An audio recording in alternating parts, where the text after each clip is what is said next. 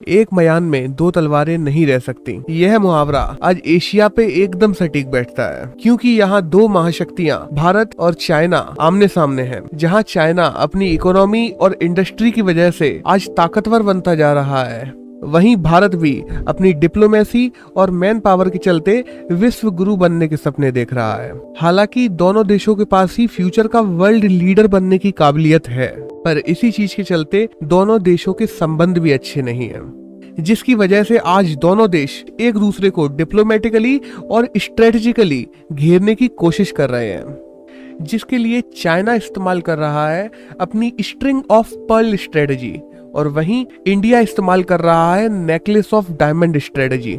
But ये दोनों strategies हैं क्या और कौन सी स्ट्रेटेजी इनमें ज्यादा बेहतर है?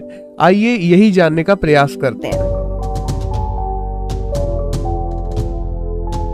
Is China now increasingly looking at Nepal? Bharat अपने इलाके में सड़कें वगैरह बना रहा है, जिसे लेकर चीन को आपत्ति है। इन दोनों पक्षों के बीच It was called the Silk Road. In 2013, one man decided to revive it. He called it the Belt and Road Initiative. यह इस सीरीज का पहला वीडियो है जिसमें हम बात करेंगे चाइना की स्ट्रिंग ऑफ पर्ल्स स्ट्रेटजी के बारे में, जिसको एनसर्कल इंडिया स्ट्रेटजी भी कहा जाता है। नाम से ही साफ है कि यह चाइना की चाल है जिसके द्वारा वह इंडिया को चारों तरफ से मिलिट्री और पॉलिटिकल तरीके से घेरना चाहता है।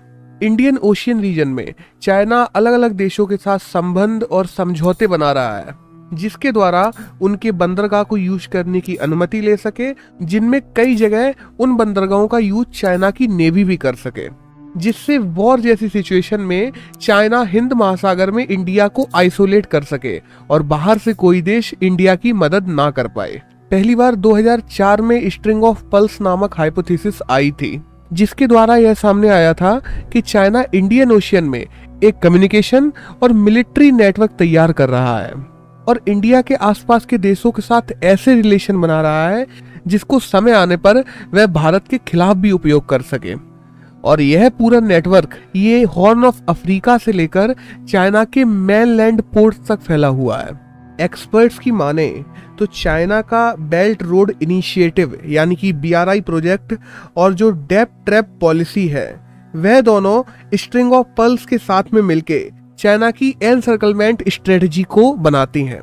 पर इन पर्ल्स या मोतियों में वह कौन से देश हैं जहां पे चाइना ने स्ट्रेटेजिकल इन्वेस्टमेंट किया है या चाइना वहां पे इम्पोर्टेंट रोल प्ले कर रहा है, इसके बारे में डिटेल में बात करते हैं। तो इनमें पहला पर्ल है ईस्ट अफ्रीका का जिबूती, जहां पे चाइना ने अपना मिलिट्री बेस बनाया हुआ है।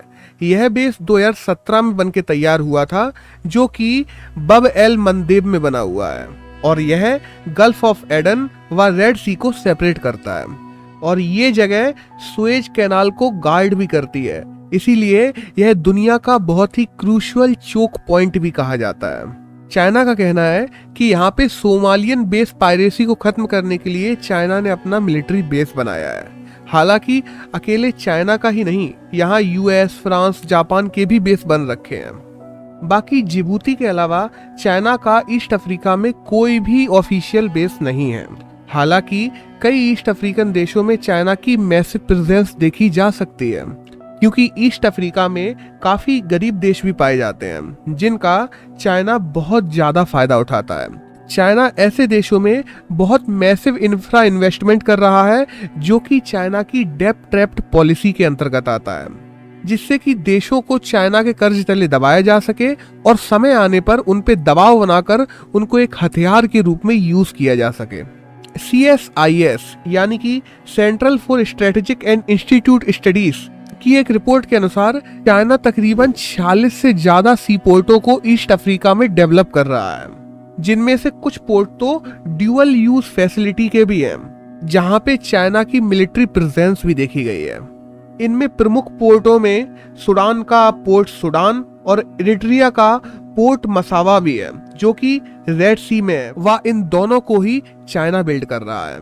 साथ ही साथ केन्या का पोर्ट लामू, मोम्बासा पोर्ट और तंजानिया का मुसूबी, पर से सलाम, मितवारा पोर्ट भी चाइना के द्वारा ही बिल्ड किए जा रहे हैं। और इन्हीं सब के चलते यहाँ पे चाइना की प्रेजेंस लगातार बढ़ती जा रही है। इसमें अगला पल है ओमान, जो कि पर्शियन गल्फ में स्ट्रेट ऑफ हॉर्मज के पास में है। चाइना काफी समय से ओमान में लगातार इन्वेस्टमेंट करता रहा है। वह हाल ही की रिपोर्ट के अनुसार चाइना यहां आने वाले समय में 10 बिलियन से ज्यादा का और इन्वेस्टमेंट करने वाला है। और 2012-13 में चाइना ने यमन के साथ भी काफी इंपॉर्टेंट डील साइन की थी, जिनमें China national corporation for overseas economic corporation CCOEC भी आती है, जिसके द्वारा चाइना इस क्षेत्र में अपनी प्रेजेंस भी बढ़ा रहा है, साथ ही साथ इन देशों का विश्वास भी जीत रहा है।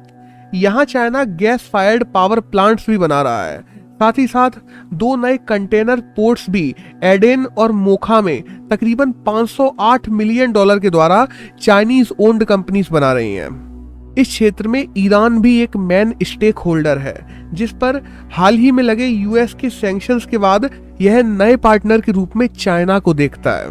और हाल में हुई एक पार्टनरशिप के अनुसार चाइना आने वाले 25 सालों में यहाँ तकरीबन $400 बिलियन का इन्वेस्टमेंट करने वाला है। और चाइना का प्लान यह भी है कि इस डील को आगे बढ़ाते हुए पूरे मिडिल ईस्ट तक ले जाया जाए। हालांकि ओमान, यमन और ईरान से की गई डीलें चाइना को पूरे के पूरे मिडिल ईस्ट में एक पॉजिटिव पुश जरूर देंगी, और यहाँ पे यूएस का इन्फ्लुएंस लगातार कम भी हो रहा है। और जैसा हम जानते हैं कि इंडिया भी अपना ज्यादातर तेल पर्शियन गल्फ से ही इंपोर्ट करता है, तो आने वाले समय में चाइना इसका उपयोग इंडिया के खिलाफ भी कर सकता है। इसी कड़ी में अगला पल है पाकिस्तान, जो कि भारत की इंटरनल सिक्योरिटी के लिए एक बहुत बड़ा थ्रेट भी है। इसके चाइना के साथ रिलेशन पिछले कुछ सालों में रैपिडली बढ़े हैं, जिसका कारण है पाक के ट्रेडिशनल एलाई यूएस का उससे दूर हो जाना और पाकिस्तान का झुकाव चाइना की तरफ हो जाना। पाकिस्तान का पोर्ट ऑफ ग्वादर एक मुख्य स्ट्रेटेजिक पॉइंट है, जिसका अगले 40 सालों के लिए कंस्ट्रक्शन राइट्स चाइना ने अपने पास ले लिए हैं। और यह ईरान में भारत के इन्वेस्टमेंट चाबहार के काफी पास में भी है। साथ ही साथ यह चाइना के बेल्ट रोड इनिशिएटिव के अंतर्गत भी आता है और चाइना पाकिस्तान इकोनॉमिक कॉरिडोर को सीधे चाइना से ग्वादर का एक्सेस देता है, जो कि पहले से ही इंडिया के लिए कंसर्न बना हुआ है, क्योंकि सीपैक इंडिया की internal territory Pakistan occupied Kashmir से होकर गुजर रहा है। इसके अलावा मिलिट्री टाइज भी पाकिस्तान और चाइना में इंप्रूव हुए हैं, जो कि भारत के लिए कंसर्न की बात है। वह चाइना पाकिस्तान का लार्जेस्ट आर्म्स पार्टनर भी बन गया है। आज पाकिस्तान अपनी आर्मी के लिए तकरीबन 70% जितने भी आर्म्स इंपोर्ट करता है वह सब चाइना से ही करता है। चाइना का अगला मोती है मालदीव, जहां चाइना पिछले कई समय से एक्टिव है, जिसमें चाइना की सबसे important investment island development project है, जिसके अंतर्गत फैदो फिनोलू, कुनाना वाशी और यहां तक कि मालदीव की कैपिटल को भी चाइना ही डेवलप कर रहा है। प्रो चाइना प्रेसिडेंट 2018 के अब्दुल्ला यमीन की वजह से यह क्राइसिस और ज्यादा बढ़ता जा रहा था, लेकिन 2019 में इब्राहिम मोहम्मद सोलेह के आने के बाद से स्थितियां सुधरी हैं और मालदीव का झुकाव चाइना की तरफ अब कम हुआ है। चाइना के लिए अगला पल है श्रीलंका, जहां पे चाइना की डेप्थ डिप्लोमेसी सबसे ज्यादा देखी गई है, क्योंकि श्रीलंका का हम्बनटट्टा पोर्ट चाइना की एक स्टेट ओन्ड कंपनी के द्वारा 99 साल की लीज पे पैसे देकर ले लिया गया है। वह कोलंबो पोर्ट सिटी को लेकर भी जो बिल पास किया गया है वह भी चाइना का इन्फ्लुएंस श्रीलंका में बढ़ रहा है, इसका प्रत्यक्षदर्शी है। पर इतना ही नहीं, चाइना इंडियन टेरिटरी के पास श्रीलंका में एक हाइब्रिड रिन्यूएबल एनर्जी प्लांट भी बना रहा है, जो कि श्रीलंका के 2 आइलैंड नैनातिवु और अलायंतिवु इन दोनों पर स्थित होगा। चाइना का अगला मोती है बांग्लादेश, जिसके साथ हुई 2012 की डील के अनुसार चाइनीज कंपनीज ने बांग्लादेश में तकरीबन 3 नेचुरल गैस फील्ड्स को खरीद लिया था। वह साथ ही साथ तकरीबन 220 किलोमीटर के पाइपलाइन को बिल्ड करने का कॉन्ट्रैक्ट भी चाइना को बांग्लादेश के द्वारा दे दिया गया है। यहाँ चाइना इन्हें बिल्ड करने के लिए बांग्लादेश को फाइनेंशियल हेल्प भी दे रहा है और इस पाइपलाइन के द्वारा जो भी बांग्लादेश का इंपोर्टेड ऑयल होगा उसको सीधा चिटिगोंग रिफाइनरी तक लेके जाया जाएगा।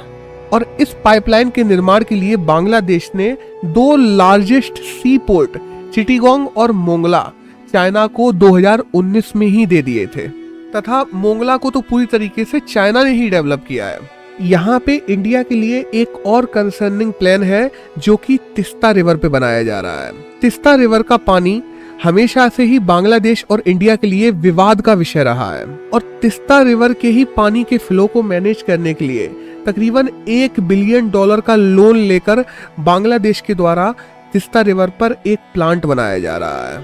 साथ ही साथ ढाका से चट्टोग्राम तक एक high speed rail line construction भी चाइना स्टेट ओन्ड कंपनी के द्वारा ही किया जा रहा है। तो यह सारी चीजें दिखाती हैं कि चाइना का प्रेजेंस बांग्लादेश में कितना ज्यादा है और इस प्रेजेंस का चाइना अपने मतलब के लिए साथ ही साथ में भारत को नुकसान पहुंचाने के लिए भी इस्तेमाल कर सकता है।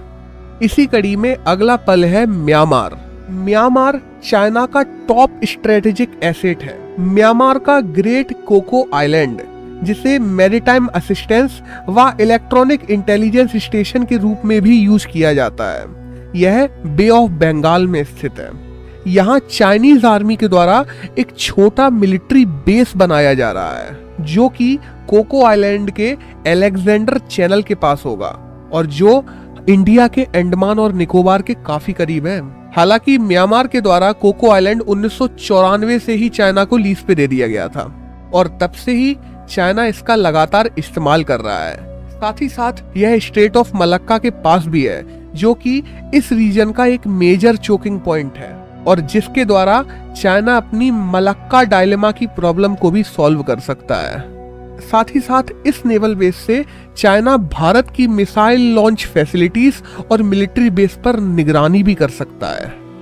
2020 में हुई शी जिनपिंग की म्यांमार विजिट के बाद म्यांमार और चाइना के बीच में कई सारे इंपोर्टेंट पैक्ट या डील साइन किए गए हैं और म्यांमार का ही एक अन्य वाटर पोर्ट क्याक प्यू, जो कि चाइना के द्वारा डेवलप किया जा रहा है, आने वाले समय में चाइना वहां भी मिलिट्री बेस बना देगा ऐसी आशंका है।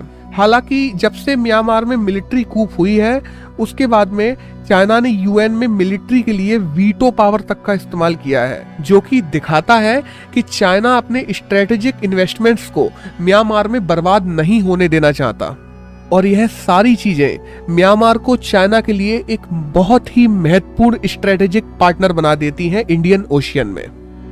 इसी क्रम में अगला मोती है नेपाल, जहां प्रो चाइना पीएम केपी ओली ने अपनी इंडियन डिपेंडेंसी को कम करने के लिए चाइनीज इन्वेस्टमेंट को बढ़ा दिया है और जिसमें सबसे बड़ा और इम्पोर्टेंट प्रोजेक्ट है तिब्बत रेलवे लाइन प्रोजेक्ट, जो कि चाइना के लहासा से नेपाल के काठमांडू व लुम्बिनी तक जाती है और लुम्बिनी इंडिया नेपाल बॉर्डर के काफी पास भी है।